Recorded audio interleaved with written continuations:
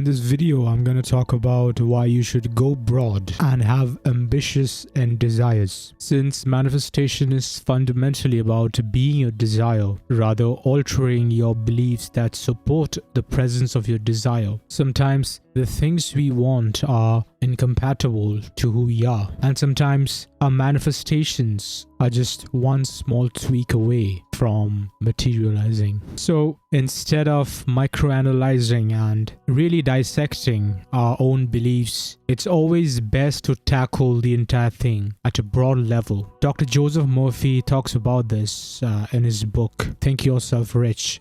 And you'll notice that most of his affirmations, despite being catered to the needs of very specific people with their unique problems, the affirmations are quite broad and covers all areas of life, because the general theme of abundance, the fundamental signature of experiencing abundance, is universal. So be it health, wealth, love life, or achieving success in any field, it's all abundance in some form. So even if you have something in mind that you want to manifest, some specific thing, think about the domain of your manifestation. So if you are wanting to manifest an SP, if you're wanting to experience love, focus on that feeling, write affirmations, visualize scenes that reflect your own internal state rather than focusing on the person itself. And what I mean by that is, when interacting, let's say in a scene, we often lose ourselves in the event that's happening outside of our 3D self.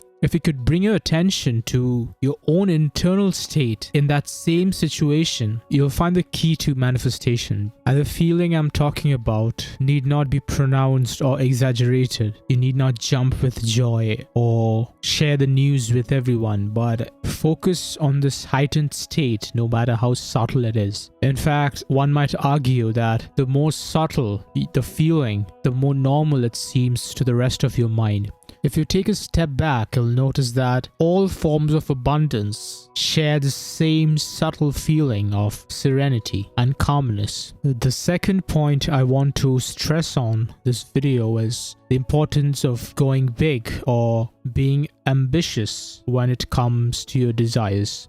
Now, Abraham Hicks talks about how the universe doesn't understand the language of big or small, because in the grand scheme of things, it's all the same. So whether it's $1 million or just $100 you're trying to manifest, the universe delivers it with the same ease. It's just that our 3D conscious mind perceives these two amounts differently. The reason you should think ambitiously is because there's this investment on our parts in doing these practices. And so convincing yourself to affirm for a small amount of money or just a part of your manifestation has been an uphill battle in my experience. And in asking for these things, you are signaling to your own subconscious mind that you aren't afraid of asking for things, that you aren't afraid of expanding your own understanding of abundance.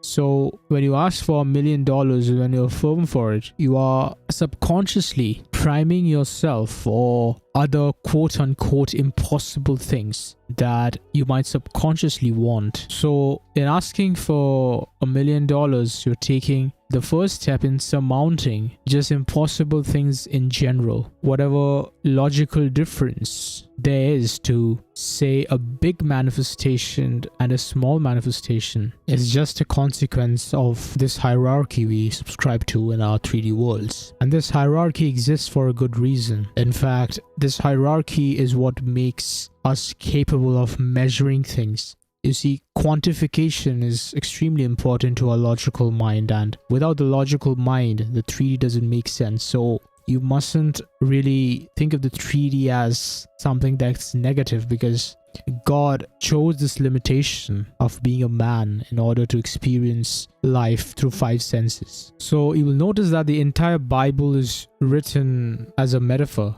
Now, it could have easily been written as an instruction manual, some form of manifestation manual, which gives you specific directions, such as affirmations, doing SATs, but it's extremely loose, and for many years, people have misinterpreted it as a story, something that happened in real life. The truth is that our desires themselves are vague at an emotional level, even though at a material level they are specific. So for example, let's say you're tasting a specific food, let's say your favorite food, and it has a very specific taste that you can define through your 5 senses.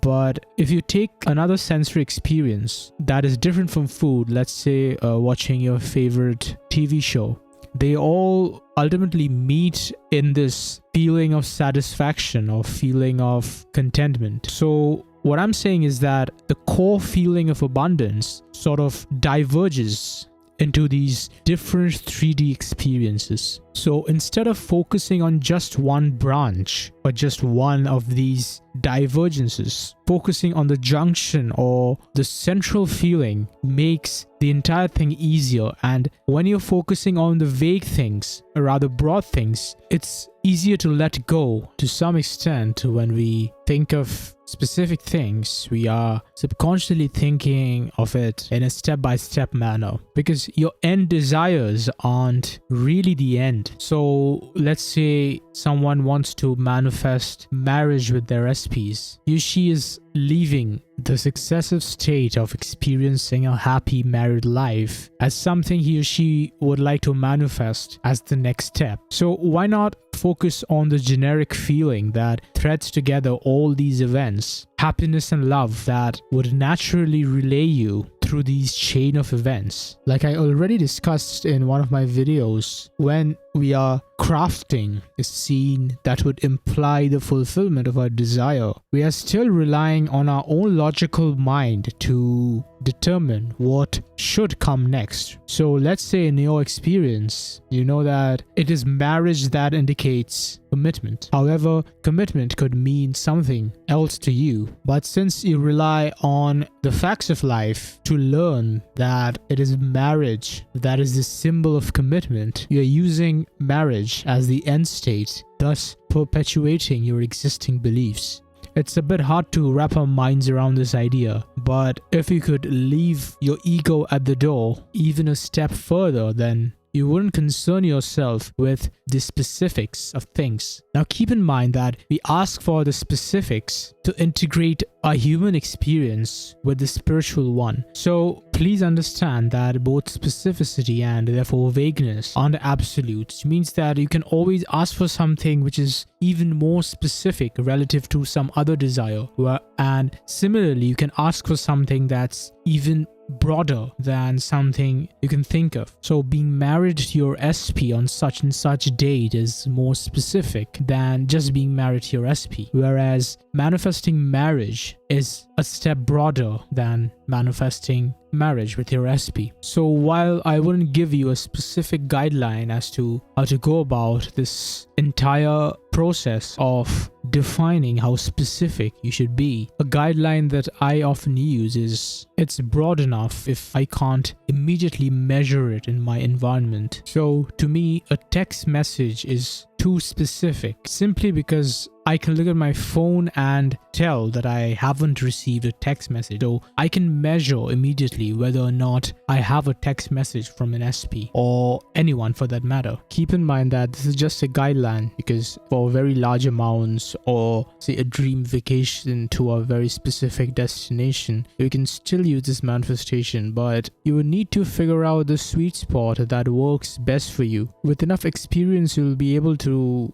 define the specificity of your desires, whether or not you should stick to it or go broader.